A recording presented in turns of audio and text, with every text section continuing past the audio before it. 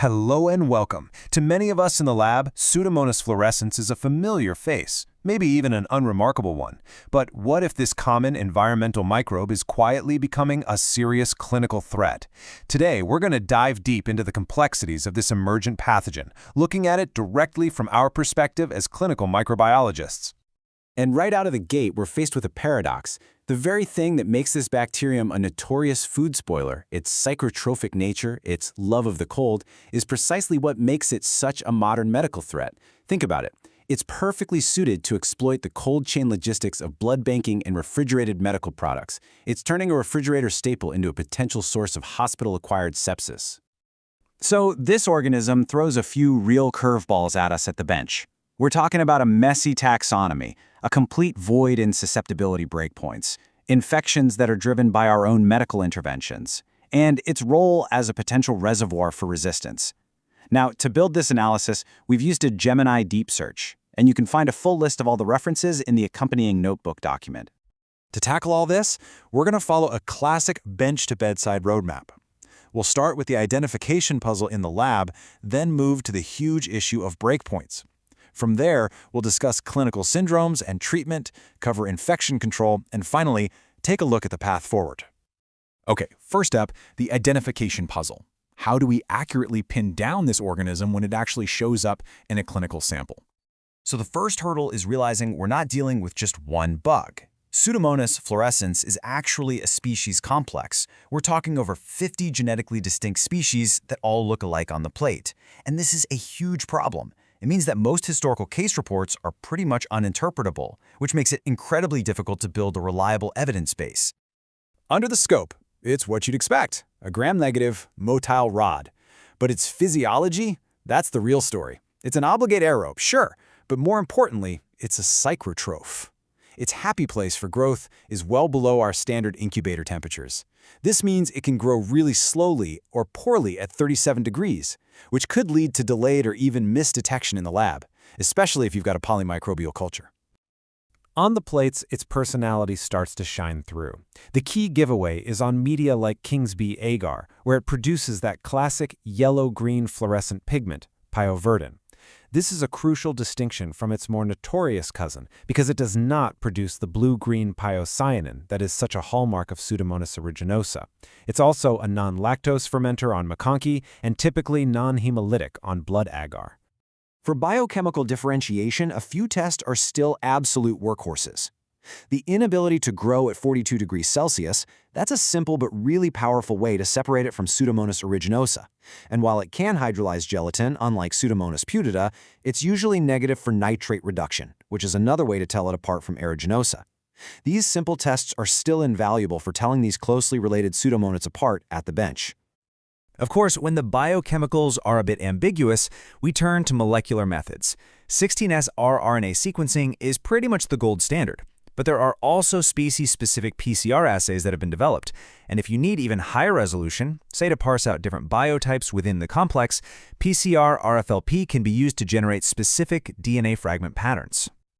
Okay, this brings us to what is, arguably the single biggest challenge for the clinical lab, navigating the breakpoint void. How in the world do we report susceptibilities when there are no official rules to follow? And this is the bottom line. It's a critical data gap. As of the latest guidelines, there are no official EUCAST clinical breakpoints for Pseudomonas fluorescens. None. Period. This prevents us from making a standardized S, I, or R call, and that leaves a massive hole in our ability to help guide therapy. So what are we supposed to do? Well, we have to extrapolate. The official EUCAST guidance is clear. We have to use the breakpoints for a surrogate species, which in this case is Pseudomonas aeruginosa. And this is the absolutely critical part. We must include a comment on the report.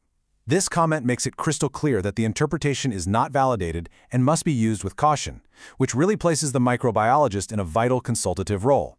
So here are the practical tools we have to work with. The current EUCAST breakpoints for Pseudomonas aeruginosa. We report the MIC, and we can apply these cutoffs for agents like piptazo, ceftazidime, meropenem, and others. But that footer is non-negotiable. This is for surrogate interpretation only.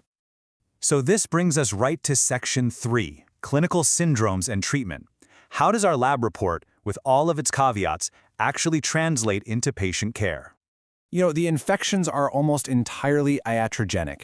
Bacteremia and sepsis are number one, often linked directly to things like contaminated transfusions or catheter flushes. It can also cause VAP and, less commonly, other infections. But across all of these syndromes, one principle is absolute. Source control is paramount. If there's a contaminated line, it has to come out. Antibiotics alone often won't be enough to clear a biofilm. When it comes to treatment guidelines, there's a really fascinating philosophical split.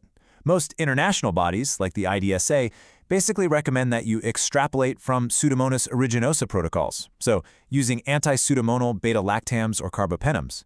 But the Dutch swab guideline takes a totally different approach. For rare pathogens like this, it mandates a process, not a specific drug. It actually states that treatment must be decided in consultation with a medical microbiologist or an ID specialist, really emphasizing an expert-driven, personalized strategy. And the evidence gap gets even wider when we talk about children. There are zero specific pediatric protocols. Everything is extrapolated from managing serious Pseudomonas infections with very careful weight-based dosing. Given all the complexities, a consultation with a pediatric infectious diseases specialist isn't just a good idea, it's absolutely essential. So if these infections are iatrogenic, that brings us right to Section 4, controlling the hospital reservoir. How do we stop these things before they even start? Because Pseudomonas fluorescens is a quintessential waterborne organism, prevention means targeting its environmental home. This requires a comprehensive water management program. It means meticulous hygiene for sinks and drains to prevent aerosolization. And it means an almost obsessive focus on sterility for any product that's refrigerated or comes into contact with water, from medical equipment to compounded IV flushes and blood products.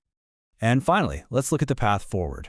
Based on everything we've just covered, what do we do now and where do we need to go from here? Well, the path forward is pretty clear. First and foremost, we urgently need validated, species-specific EU-cast breakpoints. That is the #1 priority. Future clinical reports have to include molecular ID so we can start building a reliable evidence base. We also need studies on newer agents and a much better understanding of how this organism acts as an environmental reservoir for resistance genes in that bigger One Health picture. Which leaves us with a final, kind of provocative thought. Pseudomonas fluorescens emerged because our medical practices created a new ecological niche for it. So the question is, as technology keeps advancing, which other so-called environmental microbes are just lurking in the background, waiting for their opportunity to become the next big clinical challenge? Thank you so much for watching this explainer. As microbiologists, your expertise in identifying and characterizing these unusual pathogens is absolutely critical to patient care. If you found this useful, please subscribe for more explainers just like this one. And we really want to continue the conversation with experts like you. What are you seeing at your bench? Do you have experience with this organism? Please share your insights in the comments below.